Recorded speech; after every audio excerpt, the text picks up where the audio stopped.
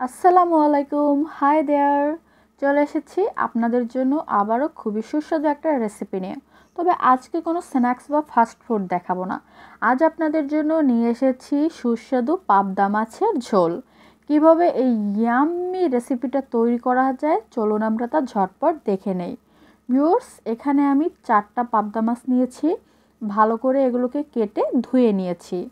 এখন একটা ফ্রাই প্যানে এই 4টা মাছ রান্না করার জন্য আমি দিয়ে দিচ্ছি 1/4 কাপ সয়াবিন তেল।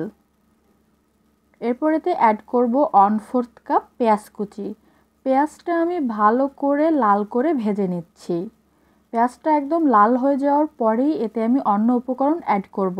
পেঁয়াজটা যদি এভাবে বেরেস্তা করে ভেজে নেন তাহলে মাছটা খেতে খুবই মজা লাগবে আর এর থেকে খুব সুন্দর একটা স্মেলও আসবে। দেখুন পেঁয়াজটা লাল হয়ে গেছে। এখন এর মধ্যে আমি দিয়ে দিব অল্প একটু পানি। এতে আমি দিয়ে দেব 1/4 কাপ পানি। এরপরেতে দিয়ে দিব অন্যান্য উপকরণ। প্রথমেই দিয়ে দিচ্ছি 1 চামচ লাল মরিচের গুঁড়া। এরপরেতে অ্যাড করব 2টা তেজপাতা। তেজপাতা দুটো অবশ্যই ছিঁড়ে দিবেন। 1/2 চামচ হলুদের গুঁড়া অ্যাড করে নিলাম। এখন দিয়ে দিব স্বাদ মতো লবণ, 1/4 টিস্পুন আদা বাটা বা 1 চামচের 4 ভাগের 1 ভাগ আদা বাটা, 1 চামচ রসুন বাটা, 2 চামচ পেঁয়াজ বাটা। এবার আমি আবার একটু নেড়ে দিচ্ছি। আমি এখন মিডিয়াম আঁচে মশলাটা খুব সুন্দর করে কষিয়ে নেব। যত ভালো করে মশলাটা কষাবেন মাছটা খেতে ততটাই ভালো লাগবে। 1 চামচ আমি জিরার গুঁড়া অ্যাড করে নিলাম। আমি এই মশলাটা 2 বার কষাবো।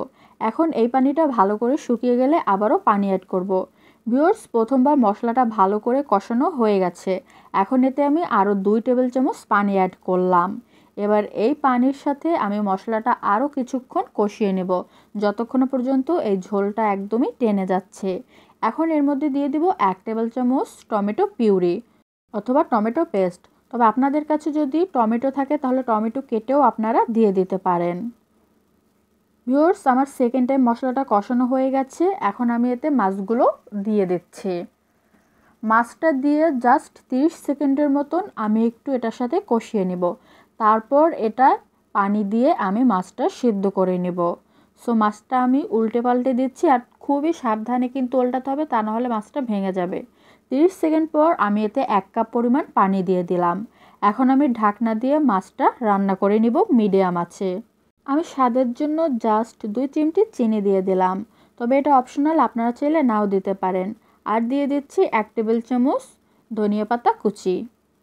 এখন আমি ঢাকনা দিয়ে অপেক্ষা করছি।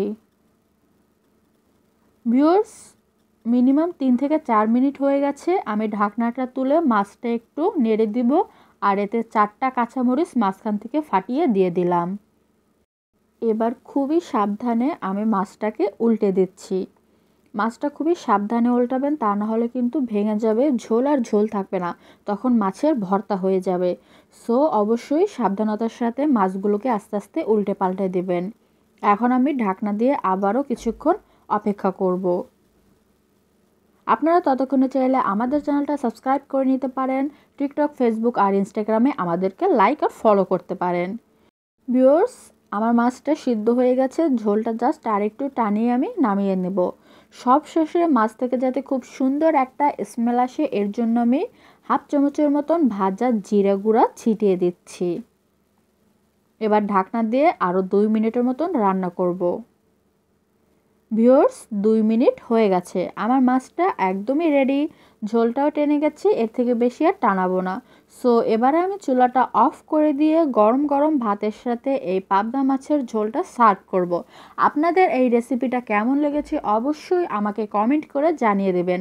থ্যাংক ইউ সো মাচ ফুল ভিডিওটা দেখার জন্য। রেসিপিটা ভালো লাগলে একটা লাইক দিন, ফ্যামিলি ফ্রেন্ড সবার সাথে শেয়ার করুন। আর আমাদের চ্যানেলটা সাবস্ক্রাইব করতে ভুলবেন না। ফেসবুক, ইনস্টাগ্রাম আর টিকটকে আমাদেরকে ফলো করতে ভুলবেন না। Thanks once again. ইনশাল্লাহ নেক্সট কোনো ভিডিওতে দেখা হবে। সবাই ভালো থাকবেন। আল্লাহ হাফেজ।